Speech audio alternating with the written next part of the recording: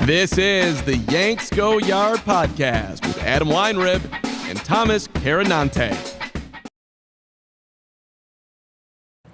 Welcome to the Yanks Go Yard podcast. I'm Adam Weinrib alongside Thomas Carannante. Always gets down smoother after a series win. Yankees in Sacramento, greater than sign Yankees in Oakland. It was never fun to visit there. It was more fun to visit Sacramento, except for that one day when it wasn't at all. When the Yankees lost one of the most familiar kinds of losses of all time. But hey, Jasson Dominguez, Aaron Judge 4-hit day, big shiny explosions, not bad. Beating up on some old friends. Okay, fun series, all things considered. They go to Seattle. Seattle's struggling a little bit. They come home, face the New York Mets. The Mets are the Mets. That should be very interesting no matter what side of the aisle you fall on. But hey, got to take care of the series wins when you can. And 2 blowouts in a 3-game set never hurts. Although the 2021 comparisons persist because the Yankees put their foot down in this series, made some emphatic statements. Jasson Dominguez proved some haters wrong. Luis Severino got humbled.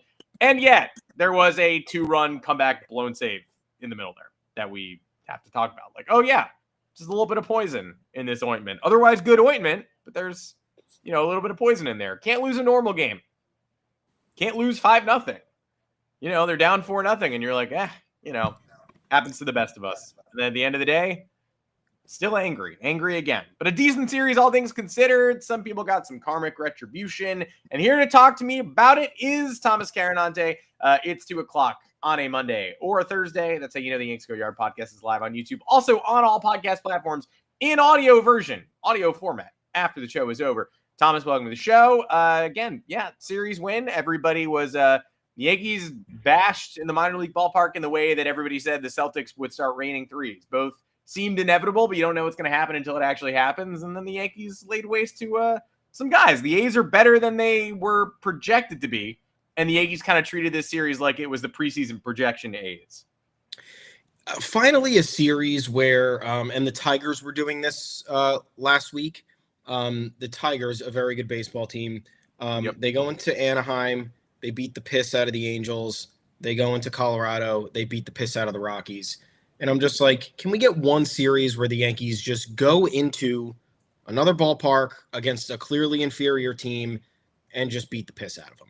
And I understand they lost the middle game here. The only game I missed, actually, out of the 3. Yeah. And a loss I will accept. Again, if you're going to lose 11-7. Don't lose 5-0. Don't lose 3-2 by blowing a late lead. Lose in a giant slugfest. That's fine. It is what it is. Yes, there were problems in that game. We'll talk about it. But to me, this is one of the first signs of the Yankees, being unrelenting offense. Even in the loss, they score 7 runs. And again, they blew a league-leading 5th or 6th game with a lead after the 7th inning. Mm-hmm. So even in that one, they're putting on pressure constantly. They missed a couple of opportunities, but you see 7 runs on the board against a good pitcher in JP Sears, who has been surprisingly really good this year. And you're like, okay. And then you have, Friday night, you have Dominguez making the history. And then Sunday, you have the exclamation point with the way that they performed. Was it 29 runs in the series or something like that? That's what I wanted to see. I wanted to see them just take down an opponent that they have the upper hand over. And again, I'm not overlooking the A's by any means. This team was above 500 when we came in. I think we like this young roster, like as much as everybody kind of dumps on this team for what John Fisher has done and the relocation and the fact that they're just the Athletics now. I do find that funny. The abbreviation is ATH, the Athens Athletics, dude. But I wanted this to manifest in some way. We haven't really seen it this year. Up and down results for the Yankees, losing to better opponents, beating bad opponents, and then playing down to some bad opponents. It's been a complete mixed bag with them. And I know that I think we do like this team a little bit better year over year based on the different traits and what they have to offer in terms of versatility and all that. But man, I mean, give me the offensive firepower and give me a couple of nice pitching performances in between, and I'm cool with that. Even in the loss, like Carlos Rodon gets roughed up early, still ends up giving 6. Mm-hmm. Team has the lead when he leaves the game. like he did all that he could. Carlos Rodon's not going to be perfect every time that he goes out. Would you like him to not blow up in the early inning? Sure, but he did. Big part was that he came back, he rebounded, he gave the team length, he didn't put too much pressure on the bullpen, and then you know what? Bullpen crumbles a little bit. What are you going to do? All positive reviews from this series for me. I don't care that it wasn't a sweep. Hard to sweep on the road, so it is what it is. My favorite part was the fan trying to catch Ben Rice's grand slam and falling over the lawn chair and like backward somersaulting. Really hilarious stuff if you haven't seen the replay. I like that we're now in a world where you can bring a lawn chair to a Major League Baseball game. I know why. I know why it's happening. Like, it's not great. The reason why it's happening is not great, but it's good that you get the optics of a guy falling off. It's usually something you can't fall off of at a Major League ballpark. So wonderful that we've gotten to that point. I'm not furious. I'm not tearing my hair out over Saturday. And like you said, Carlos Rodon did do his job. He struggled early. He gave up a 3-run home run to a guy who hits a lot of 3-run home runs in a ballpark where the ball flies, and then shut the opposing offense down. And when his team grabbed the lead, threw a shutdown inning that ended with a punctuation mark K in the 6th inning. Good job all around by Rodon. That's about the worst he's been in a month. And it was complete. That works. And if you're going to give up 4 runs, that's how I'd rather you do it. Not have the wheels fall off at the end, but mislocated pitch. A good hitter hits a 3-run home run off you. You tip your cap, and then you do not allow anything else for the remainder, including after your team grabbed the lead. I didn't have a problem with the bullpen management, to be honest. We'll go into it a little bit, but I'd rather sandwich it in between the really good decisions and the things to feel great about, because we give Aaron Boone and company a lot of guff. Again, I mean, who doesn't at this point, right? Mistake, team falls flat, some decision backfires, you're going to call it out. But how about a decision that worked? You can give credit for a decision that worked.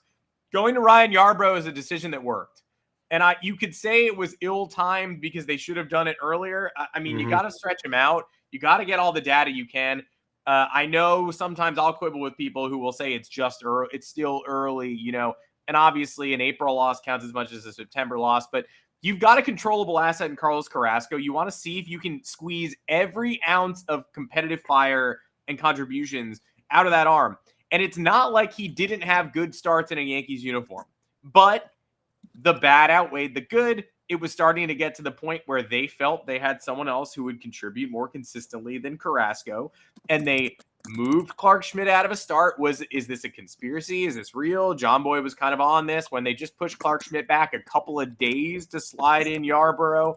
If they had bumped Schmidt a couple of weeks, it would have maybe seemed a little more on the level, but saying he can't go now, but he can go 3 days from now is a little bit of, And he was really good when he pitched against the Padres, which just lends another degree of to the whole affair. But they move Yarbrough in seamlessly. He does more than enough to win that first spot start. They don't. They squander it, but it is what it is.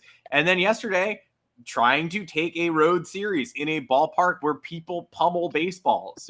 All you had to do was watch the first 2 games to know that the power alleys play there in Sacramento. And Yarbrough is a complete change of pace from what else they have. He extends himself to 5 innings in this one. He doesn't just, again, it's sort of 5 and fly. He's not built up to 100 pitches. He probably never will be. So they treat him like Carrasco, but I think you have a higher probability chance of getting a start that works out of Yarbrough than you do of getting a start that works out of Carrasco. We'll see if that does not continue to be the case. But in this one, it turned out all the Yankees needed was a caretaker who could erase 5 or so innings. We didn't know what the upside needed was on Sunday when we started. We didn't know they were going to blast Luis Severino for 5 runs early. We didn't know that the team that he said had just 2 good hitters last year and then lost one of those hitters would actually bash him in this one and turn it into sort of a 2023 rerun. But that happened, and then all they needed was somebody to soak innings, get it to the finish line. And guess what? Ryan Yarbrough did that. And so did the guy who directly filled Carrasco's roster spot in Yerry De Los Santos, who I'm not going to get up here and say the Yankees have uncovered a puzzle piece. The 3 innings of no-hit, 2-walk ball against the A's in a 10-run game where all I needed to see to know that this is a member of the Yankees' future. But it's harder than you think to find someone who can strike that balance of just taking a blowout and being like, I'll finish this blowout. No problem. I'm not going to cause any trouble. You won't remember me.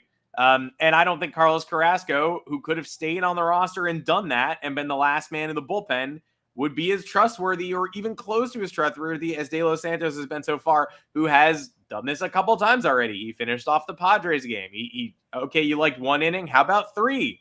And so 2 roster spots are being utilized better now than they were a week ago. Is it going to be the difference between a championship? I mean, why even talk about small moves if that's the threshold for what it means to be important? But I think the Yankees made a really prudent decision here in 2 different avenues and improved the rotation and bullpen with just existing pieces. So I'm going to give them credit here. And we're going to credit the offense plenty because the offense won this series. But I'm going to give Ryan Yarbrough credit too. And how about Will Warren? Yep. Also, Friday night, who I don't know what to expect moving forward, but I know that the A's are not a subpar offense. He didn't go out and dominate the Marlins, who, by the way, killed him in one of the last tune-ups for the regular season. So he didn't go out and dominate a team that doesn't bring the bats to play. He didn't go to Colorado and buzzsaw Bud Black's team. Like 7 1/3 innings, 4 hit, 1 earned, 1 walk, 7 Ks. Somehow doesn't even tell the story of how dominant he was in that game either. That was probably the best non-max. Oh man, I'm getting in. No, I mean, I'm sure there have been non-starts that have been better than that, but it's pretty close to the upper echelon tier of starts the Yankees pitching has made so far this season.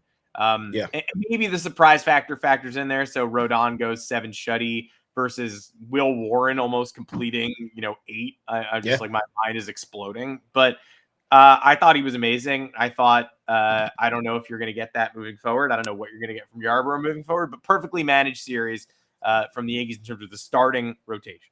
Aaron Boone. Golf clap for Aaron Boone. I know what you mean with the Warren thing, right? Because I think we've come to expect in some instances when Carlos Rodon is on, right? We don't expect 7 shutout innings, but when we get 7 shutout innings, we're like, yeah, that's what he's capable of. Guy's a professional.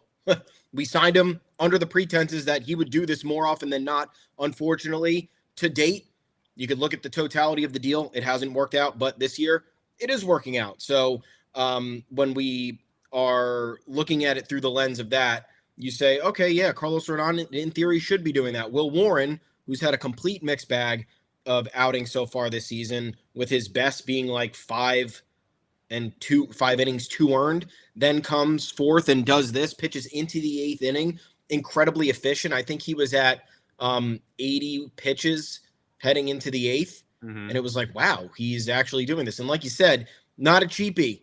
A's are tied for the 14th best offense in the league with the San Diego Padres. Like, what if Will Warren did this against the Padres? What would you be thinking? I understand, like, yes, we're not if A's and Padres played in a playoff series, the Padres would probably win. Absolutely. But we are now a quarter of the way through the season, and the A's are keeping pace with a star-studded roster such as the Padres. So that does warrant, recognition in terms of what Warren was able to do.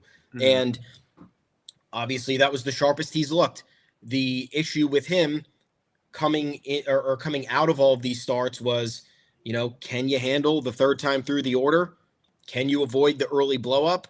Can you be efficient? He has labored through so many outings, high pitch innings, high stress innings, putting the start in Cleveland comes back to me where he's cruising through the whole thing, and then it's unnecessary walk, single, runners on first and third. Now you got to go to the bullpen. Or we looked at him against the Rays in the last series that he pitched the week prior, where he's getting dominated by the 7, 8, 9 hitters, and it's like, yes, is this start an outlier? It absolutely is. Is Will Warren capable of this on a nightly basis? Probably not, but we don't know. Maybe.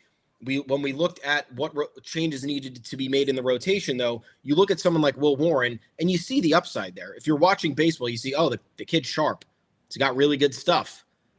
Needs a couple of tweaks, and probably he could be okay. You look at Carlos Carrasco, you say, thank you for your service, but this is a 38-year-old who has not been good in 7 years. So one has to go. You're not choosing the 25-year-old that has shown flashes of being a mid-rotation starter if all goes well. You got to ditch Carlos Carrasco. I'm glad the Yankees, again, moved with, someone might say the Carrasco stuff maybe was overdue. Again, I'll give the Yankees credit. You're trying to get as much runway from this dude as much as possible because of all these injuries you have. But I'm just glad they did not disrespect or throw another young player by the wayside. And I know we've had there's always these conflicting opinions, right? Like last year, we saw 10 games of Warren or 11 games of Warren or something, and it was a 10 ERA, and we said, just get him out. Get him out of here. It's not working. It's not good. This year, they've exercised a little bit of caution. We've seen good, bad, good, bad, good, bad, now really good. And I think it's kind of coming together a little bit. I hope he can use this as a springboard. But I mean, look, 4 hits, 1 walk over 7 in the 3rd inning, 7 strikeouts on 87 pitches. That's a really good outing. And that's, again, young starter who could build off that. I love Ryan Yarbrough, man. I remember bitching.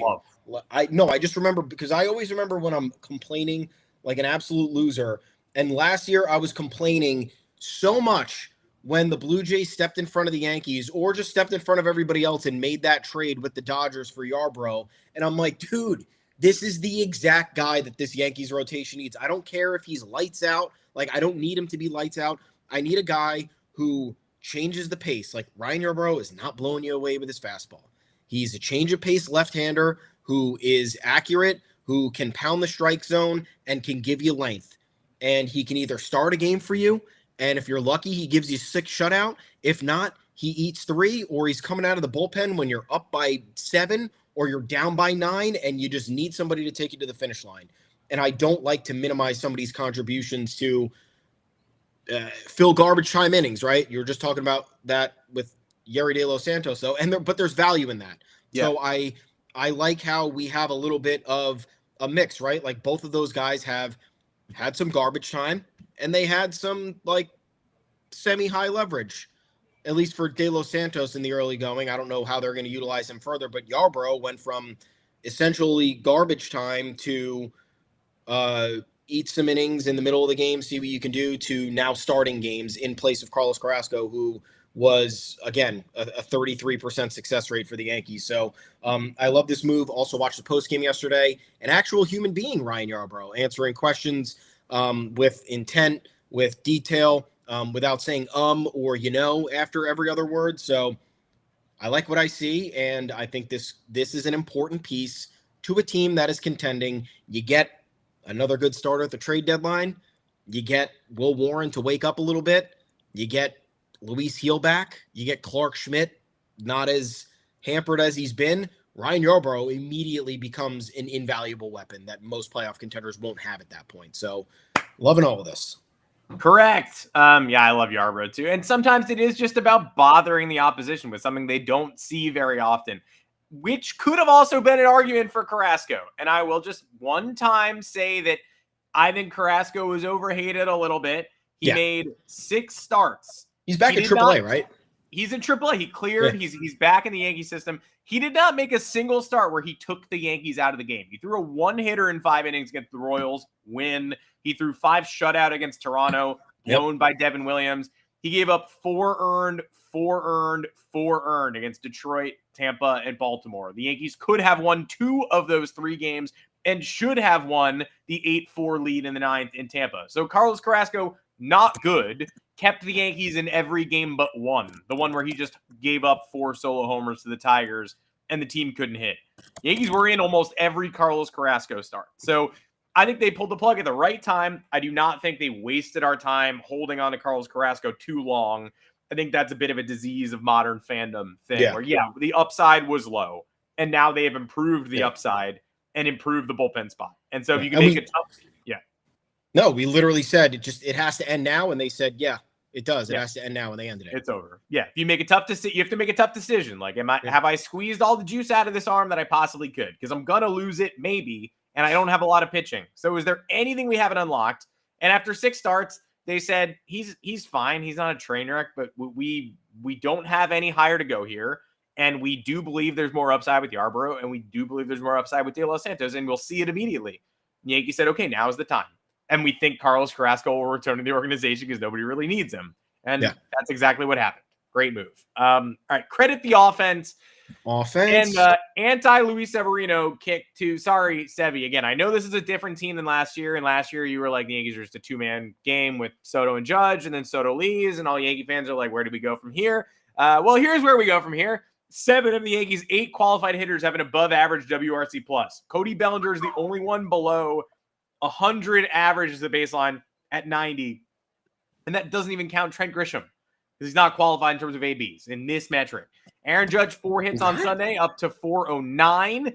That's the offense is quietly becoming quite threatening, and they showed off plenty in this series. Again, the ballpark is, a spot where people you add Trent Grisham, and he's on this. I gotta find the leaderboard again, because he made the WRC plus leaderboard, but I was looking at Judge, Rice, Goldschmidt, Dominguez, Volpe, Wells, Bellinger. I guess I was looking at Trent Grisham there as my 7th option. But everybody over 100 except for Bellinger. So here we are. Yeah, Trent Grisham's in the mix now.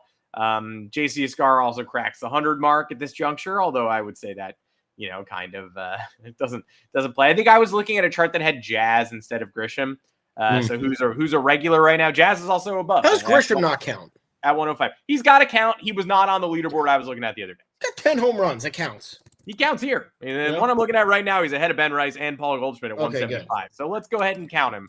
But I believe I was looking at one that had Jazz as a regular and did not have Grisham as a regular. Either way, that's 8 of 9, because Jazz is also over the threshold. So give the Yankees credit for building an offense that is at its worst spots above average, basically. And if you think Cody Bellinger at a 90 is like a disaster who's unplayable, I would say, no, I'm totally fine with continuing to run him out there. It's, again, he's a guy who needs to pick it up and has picked it up a little bit lately, but you can live with the defense at a 90 WRC+. I'm just going to go ahead and say that is a fine thing to have on your team, as long as you're prioritizing the right pieces and the right bats.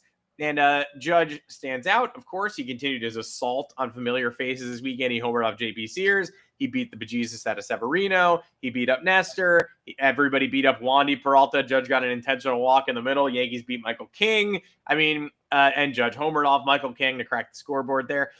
It's been a fun run. And without a lot of consistent offense in the American League especially, it's kind of nice that this is secretly developed.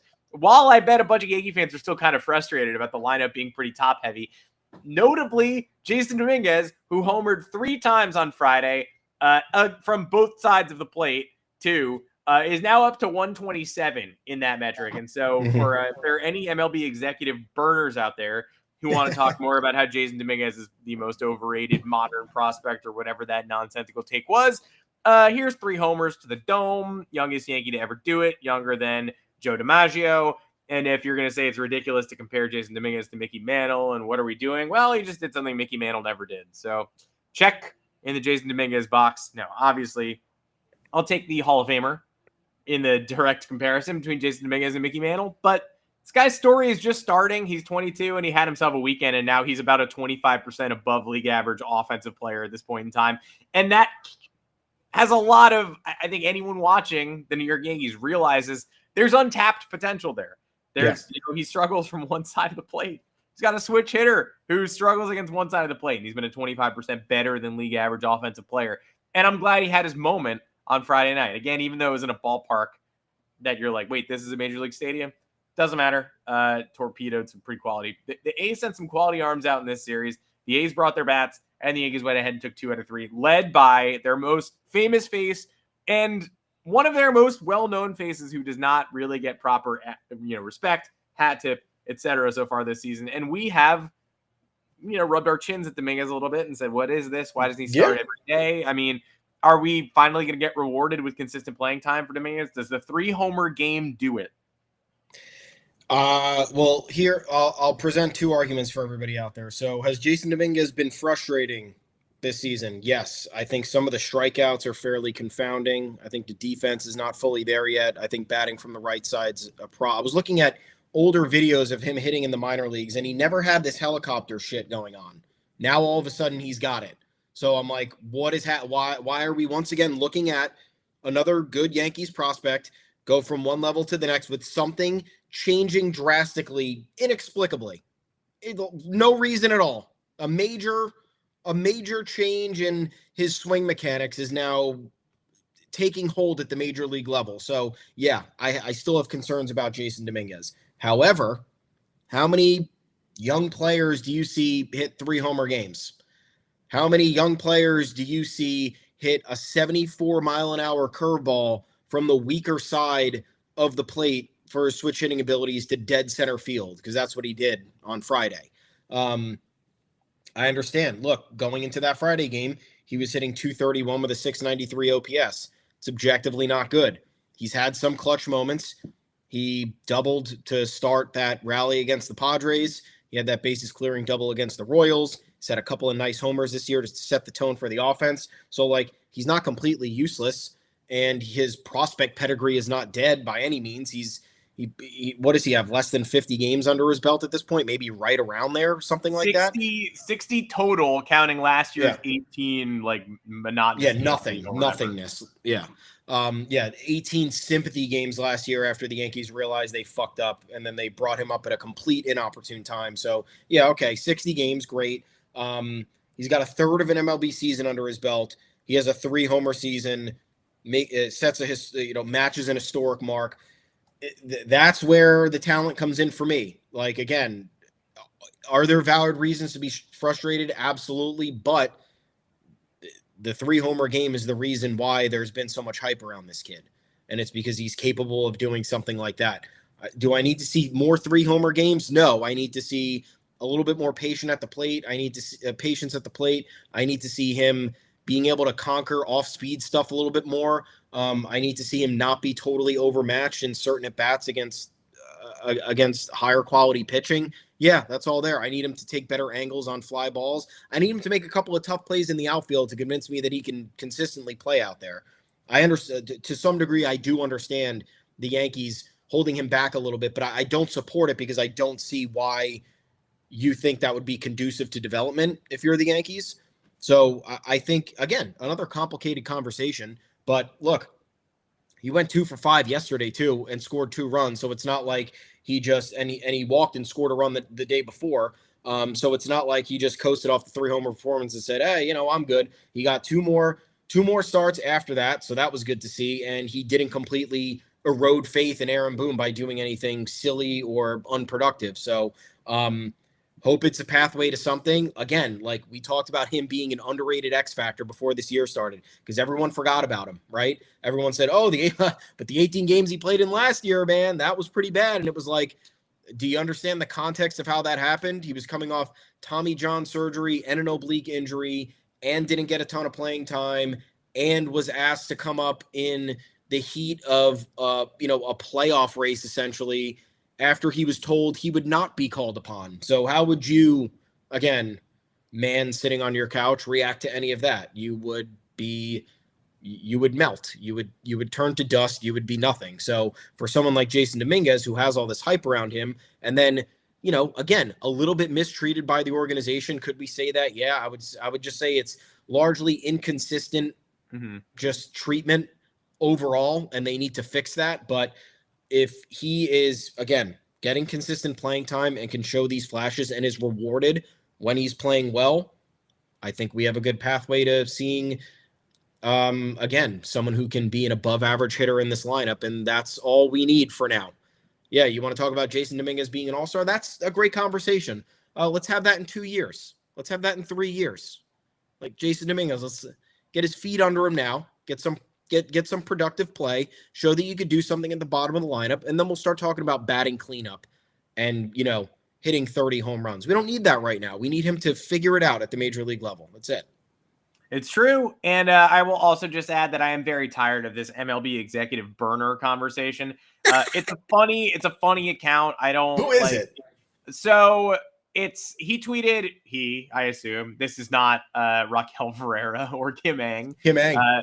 Jasson Dominguez was the most overhyped prospect in Yankees history. Yankees media machine made fans believe he'd be an absolute star, heading toward a Gary Sanchez-type career, useful platoon bat. I mean, platoon bat, yeah, that is, an interesting criticism and something we've said.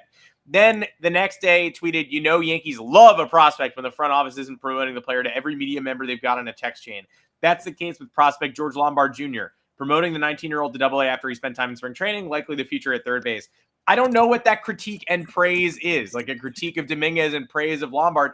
Everybody wrote about Lombard last week. Jeff Passan tweeted that he got promoted to Double A. So if you're saying the Yankees hype up Dominguez but not Lombard, like I would just look at the media ecosystem and the results of Lombard's promotion up one level in the minors. You can't tell me the Yankees didn't hype one and not the other, and you can't tell me Lombard Jr. isn't getting hype.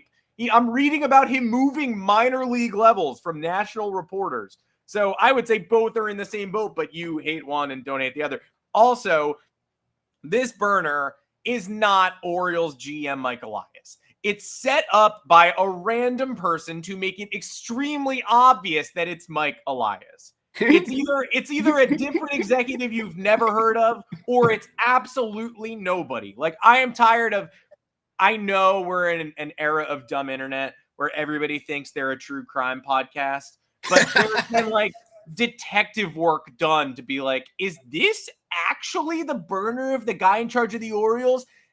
And your thought process is it shit talks the Yankees and it has Mike Elias's college's motto in its bio. Like, that assumes that Mike Elias is the stupidest man on earth. Yeah. Well, actually, that might be a fair assumption based on the Orioles rotation. But still, like, this is the most low-level, degrading, detective work I have ever seen. If the clues are that, if the fruit's that low-hanging, if the grapes are on the ground and I'm wrong and it's Mike Elias, then God bless. But the clues are basically like his name backwards as the username. And then an internet detective is like, I figured it out. Like, Kim is an anagram of Mike. It's like, yeah, no kidding. No kidding. This is someone who set this account up to make you think it is Mike Elias of the Orioles. Of course it is. And you fell for it. So what if it's Gary Sanchez resurgence bandwagon? Could be Gary Sanchez. It's much, much more likely, by the way, that it is Gary Sanchez resurgence bandwagon or another dork than it is the Orioles lead dork. No actual major league executive would plant. It's not even seeds. It's planting full watermelons. Is college slogan isn't like, oh, I accidentally put my college motto in my bio. Yeah. Oh, shit. I don't think, holy crow, I'm a fool. They figured it out. Like, real burners are named, like, it always does drive me crazy when someone's burner is uncovered and they like included some real clues to their past. It's like, you know what you should have included? None of those. No clues to your past. Like, do you want to be anonymous or do you want everyone to immediately know who you are? But I'm fairly confident this one is nobody. Still always fun and gets the conversation going, and everyone calling Jasson Dominguez a bust, including this loud person, whoever they are. I hope you're willing to give him more than 60 games and the three homers as a 22-year-old. Pretty notable. Yep. So the bullpen usage in this series and in the middle game, I may be alone. And look, I know it's another, potential sweep poisoned by a mid-series collapse. And it looks better in the final score. Like you said, it's 11-7, not a one-run game, not a walk-off. I don't have any issue with Fernando Cruz in the 7th inning of that game. No. He blew it, bar none, plain and simple. Although if anyone has watched a Shea Langoliers home run, watch it again and tell me how it got out. I don't understand the physics of it. I still don't. Dominguez just keeps going back, and then there's suddenly a wall there, and that should be a sac fly. It's a mishit. Like, that should be a 6-5 game. That should be, runner on third, 2 outs. We try to regroup. But I bring in Cruz there too. I don't know why that wouldn't be the person you would lean on. The people saying, I wish they'd go to Luke Weaver in the 7th. I don't understand that take at all. Like, I hear you if you want him to go against the top of the order in the 7th, but the top of the order is probably coming up again in the 9th. Yeah. And then it did. So if you don't trust Cruz at this point, like, if you just think Weaver should be in no matter what inning it is and you don't trust a single other person in the bullpen, then okay, fine. But I think Cruz is your clear number 2 in the pecking order right now, and that inning being his was fine with me. Ian Hamilton in the 9th, I think, has to stop, though, especially in one-run games. We've already given Devin Williams extra innings at home, runner on second, nobody out. I think he can take a one-run deficit on the road.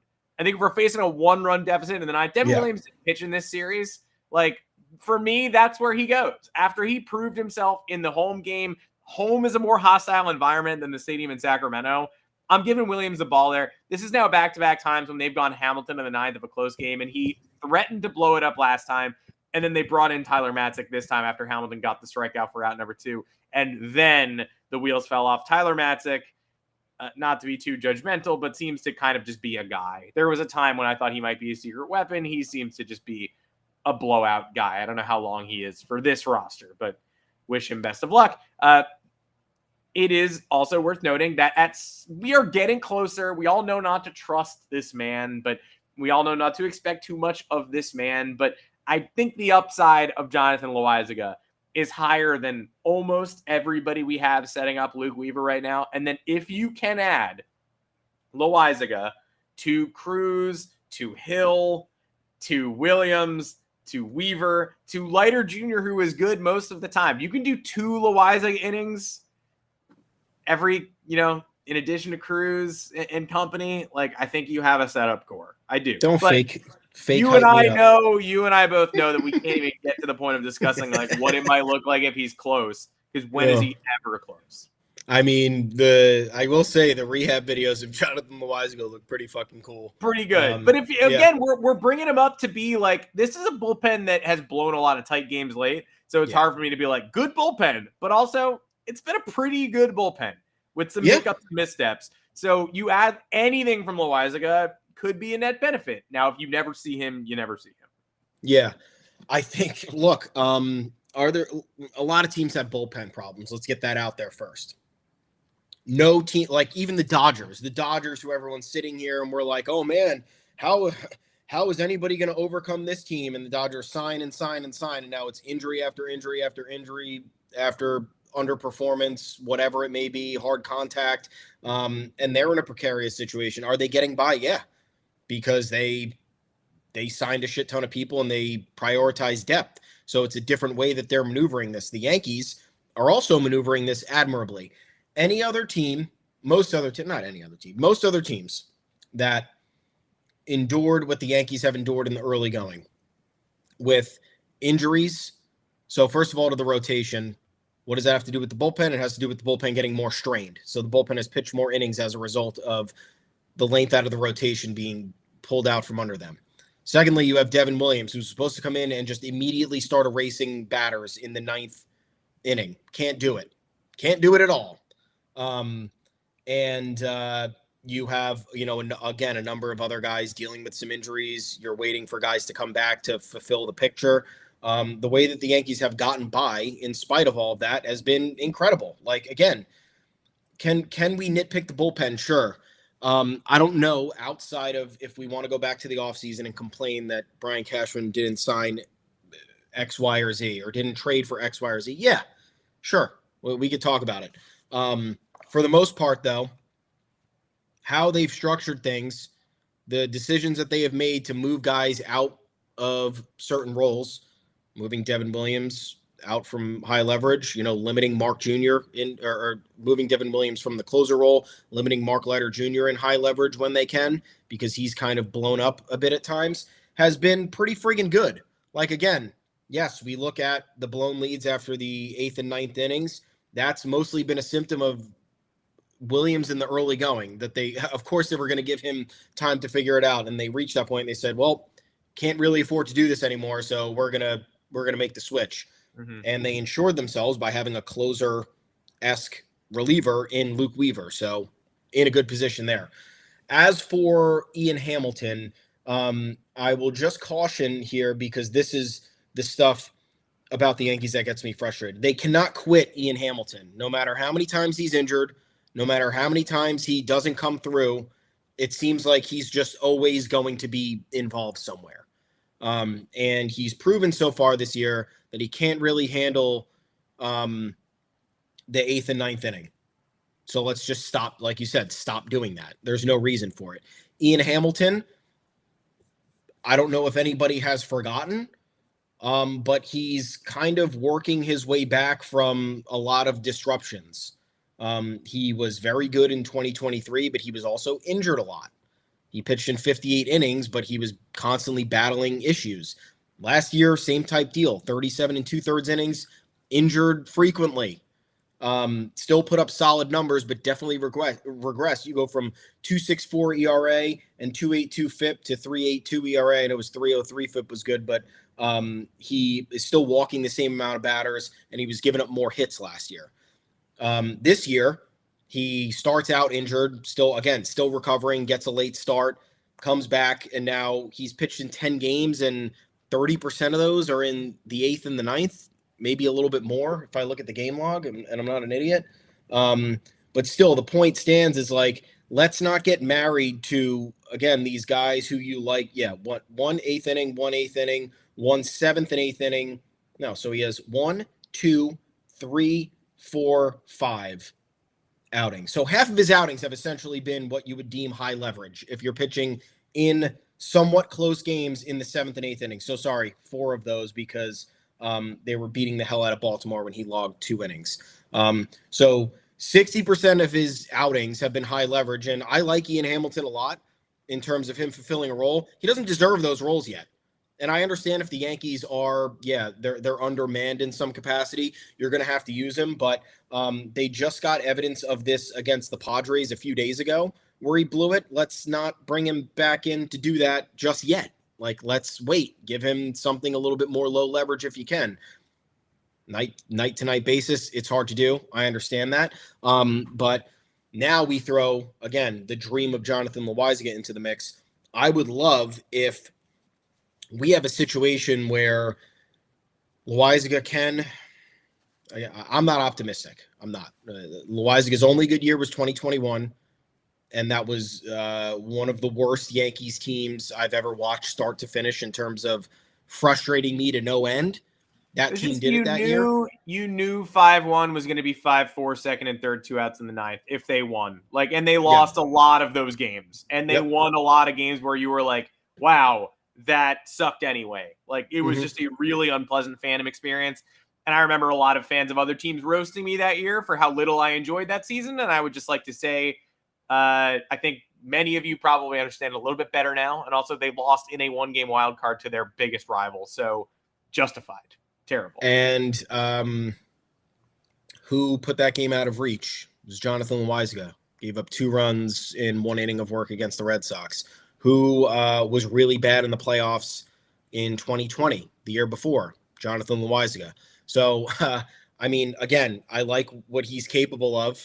We saw the peak. We saw what he could do in 2021 by handling high leverage, potentially being a closer option, and erasing multiple innings in high leverage. They're, again, Michael King type stuff if you're at your peak. So if we're looking at a situation where Loaisiga is the bridge to Weaver, Williams, and on any given night, one of those guys has to rest, and Loaisiga can slot in to do 7th/8th inning high leverage or medium leverage or whatever it is, and then you just shift guys down the line. So Ian Hamilton, good pitcher, not quite 8th, 9th inning pitcher, but then gets bumped down the totem pole a little bit. Now you have a weapon for 5th, 6th, 7th innings who can go 2 innings and erase the middle of the lineup really quickly, get a couple strikeouts, you move on to the next guy. So maybe it's a strategy to get Ian Hamilton just primed for big spots if and when the time comes. But I would like to see all of this get structured properly over the next few weeks. Jonathan Loaisiga could be back end of this week or something like that. Theoretically, yeah, they're looking for a back-to-back, and we haven't heard much. I would bet no one's flying to Seattle, although apparently DJ LeMahieu is flying to Seattle today, so maybe people are flying to Seattle, but I don't think we're going to see Loaisiga till the home games. Yeah. Either way, if he's back, and then we could start again. But I don't want to see Jonathan Loaisiga. It's the same thing. Like, I don't want to see Jonathan Loaisiga get thrusted into high leverage right from the get-go. Ian Hamilton doesn't need to be thrusted into high leverage from the get-go when he's coming back from injury. So now I think, look, you go through these growing pains. Some of these things are a necessary evil. They have to happen. Guys have to, suck in big spots for you to learn or for you to just get by on the day-to-day. But man, the dream scenario is Loaisiga as that Michael King-esque. You have setup man, closer, Luke Weaver, Devin Williams, however you want to look at it. And then you go down the line and you have another multi-inning eraser in Hamilton, Mark Leiter Jr. if Yerry De Los Santos, if he can kind of bring it together, I don't know. Jay Cousins when he comes back, whenever that is, if it's ever. You could be looking at a really favorable situation, but just got to pump the brakes and hope that all of it kind of falls into place without getting too ahead of ourselves. I'm going to blow your mind too. Scott Effross had his rehab transferred to Double-A Somerset and threw an inning and a third, 2 hits allowed, and 2 strikeouts for Somerset at the Akron Rubber Ducks on Saturday. So does that wet your whistle as well? You can welcome back another complete weapon with years of control. So that's the best part. Yeah, now look, I'm not going to forget about Tim Hill and Fernando Cruz, obviously. They have been great, and they will be, they could be set-up men-esque at some point, like especially if you have a bunch of lefties coming up for Hill in the 8th or something.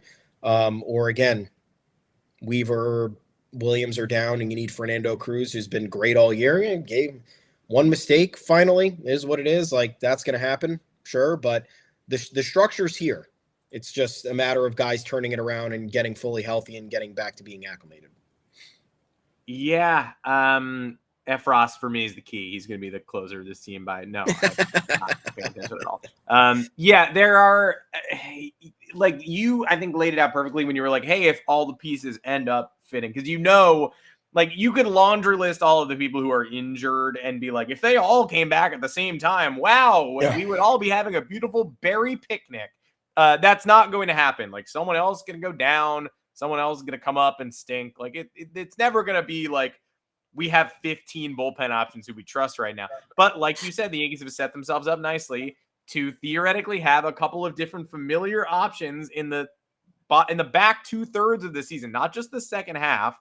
And then you make a deadline deal, and then you get rotation insurance, and you continue relying on the pieces you have, and maybe Heel comes back, and all of a sudden things look pretty good. But in the meantime, the more series you can slug away, the better. One more note before we sign off, I guess. Marcus Stroman, who has suffered another setback and then suffered some more inflammation of the knee, or maybe like a tweak of the phony gland. Like, I don't know what to believe and what not to believe here, but there's no way Marcus Stroman is getting to 140 innings now. So the Yankees will not be paying him in 2026. You don't want to turn down rotation options. What we saw of Stroman to start the year was bleak. I would rather see Carlos Carrasco than the Marcus Stroman that started this year.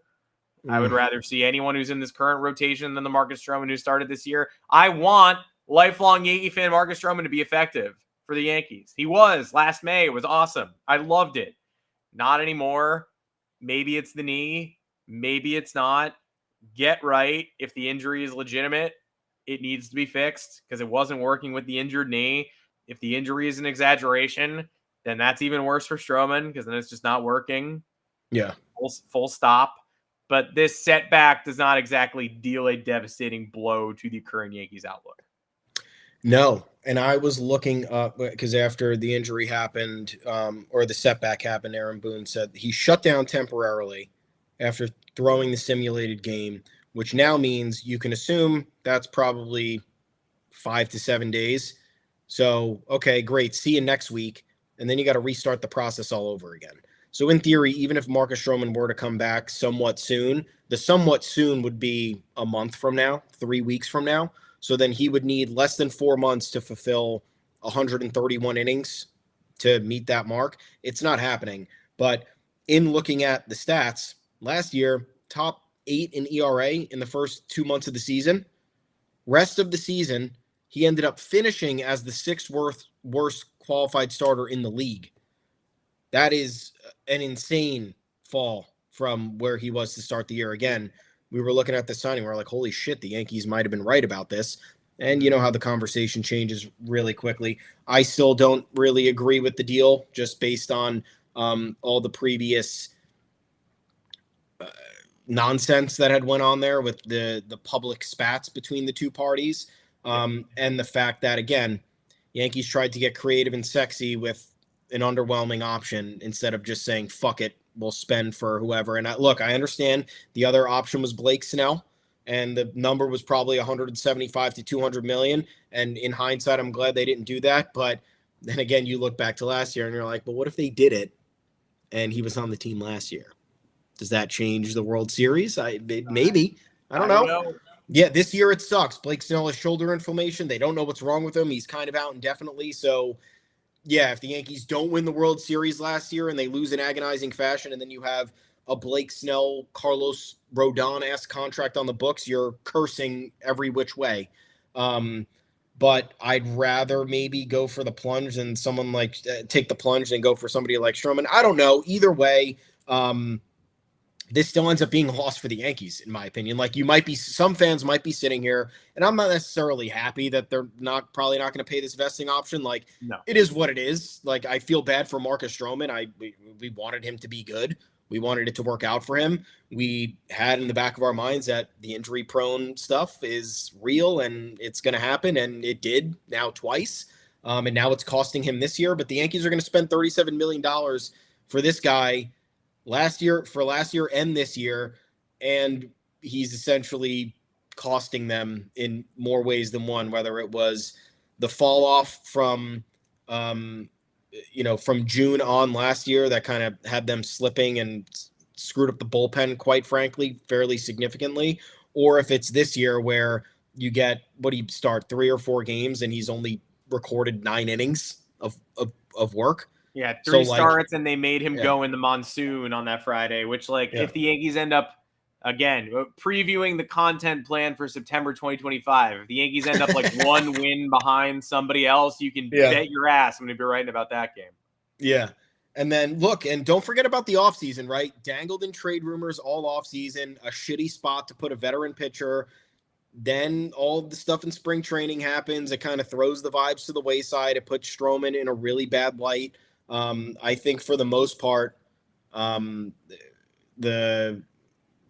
sensibility prevailed when talking about his situation. Like, obviously, the initial headline, Marcus Stroman not at training camp. Marcus Stroman shows up at training camp and says that he's a starter and he's not going to the bullpen. It's like, he didn't have to be at spring training. So, okay, this is a non-story, essentially. It's only a story because of the trade rumor drama that, again, the Yankees made public somehow and made a player feel like shit.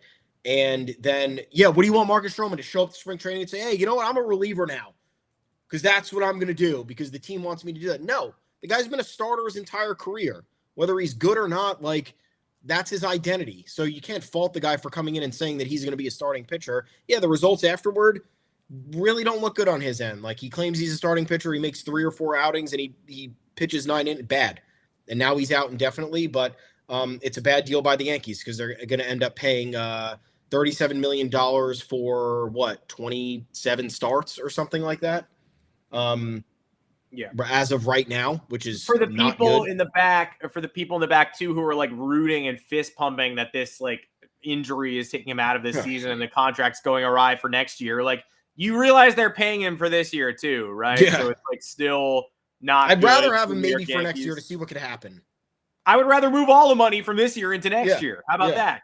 Can I change his vesting option to an entirety of this season contract as well and pay it in the future?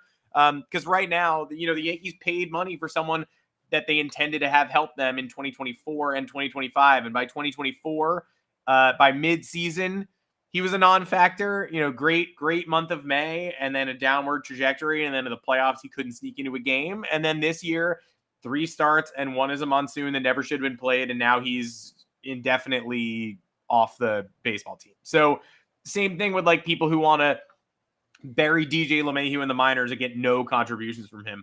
I don't think DJ LeMahieu is going to be the difference maker this team is looking for in the infield picture.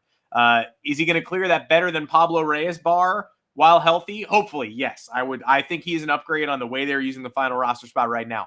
But saying they should just bury him in the minors because it's an indictment of we all wish that it wasn't this way. We wish the Yankees would keep spending beyond that threshold, but just fist pumping and rooting for them to take guys who they're paying a ton of money to anyway and throw them in AAA.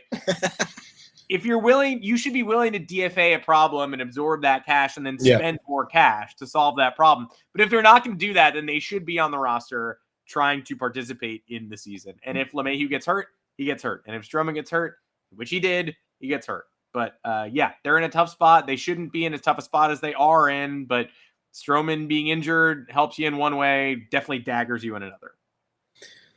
Yeah, I feel bad for him, but it is whenever he's back, maybe he can just provide some spot starts down the stretch. And like, again, what do you expect to get out of a fifth or sixth starter? Like, the answer is just not much. The answer is 4 innings, and hope that it's not a complete disaster, and hope that your bullpen's not totally strained. And look, if he's getting paid $18 million this year, he's got to be utilized in some capacity. But I think I guess the controversy's over. He's not hitting 140 innings. He's not getting the $18 million next year. Yankees will have to move on and figure out whatever the depth is going to be for the 2026 rotation. Yep. Unsolved problem. Incomplete. Well, we'll see DJ LeMahieu this week, maybe. He's just hanging out in Seattle. He's going to the dugout. We'll see everybody else on Thursday, recapping a Seattle series. 2 more games of Knicks playoff basketball will be done at that point as well. Saturday's game of Knicks playoff basketball was shitty and terrible. But I would say that this definitely gets filed under the awning of they go up 2-0 in these dramatic road wins. And you're like, this series isn't over, isn't even close to over. And the Celtics should maybe still be favored. But what if that wasn't the case? Wouldn't that be great? And then game 3 happens and you're like, yeah, there's that thing that I think we all thought was probably going to happen. But this series is not over. The New York Knicks could win this basketball series. They could also lose this basketball series. And it's also just not quite such a cinch that if they were to advance, that they would beat the Indiana Pacers in the conference finals, as I think some of us were like, wow, if they get past the Celtics, they'll just walk to the end of this. Pacers put up, I believe, 80 points and a half, and we're up 41 on the Cavs at the end of the first half yesterday. So they're still good. They're still our enemy. They still hate us as well. Going to be a tough road. If you didn't think it was going to be a tough road, then you have not watched the New York Knicks before. They are not one of those NBA teams that just finishes things off easily. This series will be extended for a while, probably. But people were saying Saturday is the most important game in recent Knicks history, Madison Square Garden history. That was an insane take, but you know what's not an insane take? Tonight is the most important game in New York Knicks and recent Madison Square Garden history. So you want to be taken seriously? I'm not saying if they lose this, the series is over, but it's pretty close. You got to win tonight's game. So hunker down, watch the most important game in recent Knicks history tonight, and then watch the Yankees in Seattle if you want to. Seattle no sleep. Got swept by Toronto over the weekend. That was weird. They're throwing Luis Castillo at us. Not the one they traded, but the other one who's good. They are throwing Brian Wu at us, who always crushes us. This won't be easy. Bryce Miller struggled on he's throwing the Monday night game tonight.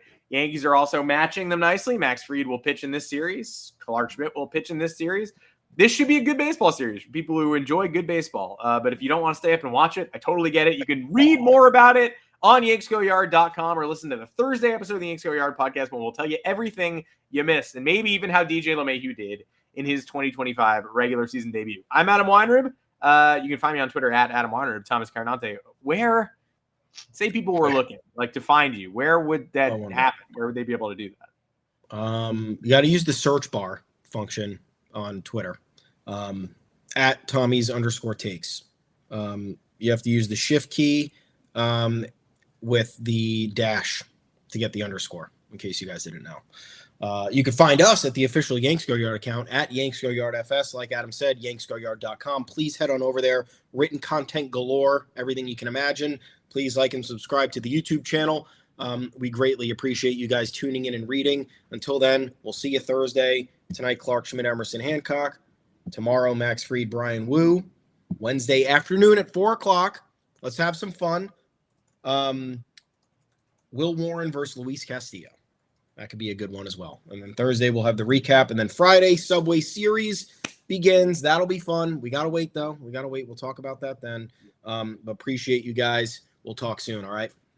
The Mets do have a former Yankee on their roster who could make that series pretty play home. Spicy. Shit, dude. Frankie Montas. We'll see how this all goes. Thank you for joining us today. We'll preview that Subway Series on Thursday and then be back to recap it after the weekend is over. Until then, I'm Adam Weinrib for Thomas Carannante. Go New York Knicks. Go.